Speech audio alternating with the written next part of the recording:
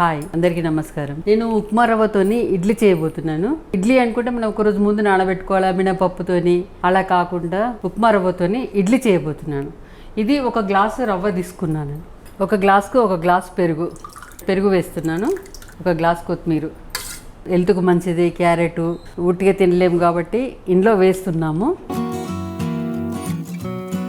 తగినంత సాల్ట్ వేసుకోవాలి. ఇది కొంచెం సోడా సగం స్పూన్, కొంచెం ఇనో వేసుకుంటే పొంగుతుంటుంది అన్నట్టు. నేను కిలో మిరపకాయలకు పావు కిలో ఉప్పు పోసి గ్రైండర్ చేసి పెట్టుకుంటాను ఫ్రిడ్జ్లో. ఎప్పుడు ఇష్టం ఉంటే అప్పుడు మాకు యూజ్ అవుతుంది అన్నట్టు.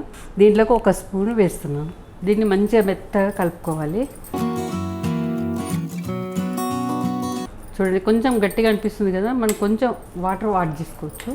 చూడండి, పిండి రెడీ అయిపోయింది. ఈ పిండి వేసుకునే లోపల మనం నీళ్లు పెట్టుకుందాం. మనం పొయ్యి వెలిగించుకొని కుక్కర్ పెట్టి వాటర్ పోసిద్దాము. అంత లోపల ఇడ్లీతో పాటు చట్నీ కావాలంటారు కదా, చట్నీ లేకుండా ఇలాగే తినేయచ్చు. దీంట్లో పచ్చిమిర్చి, సాల్ట్, సోడా, పెరుగు అన్నీ వేసినాం కదా, టేస్ట్ బాగుంటుంది.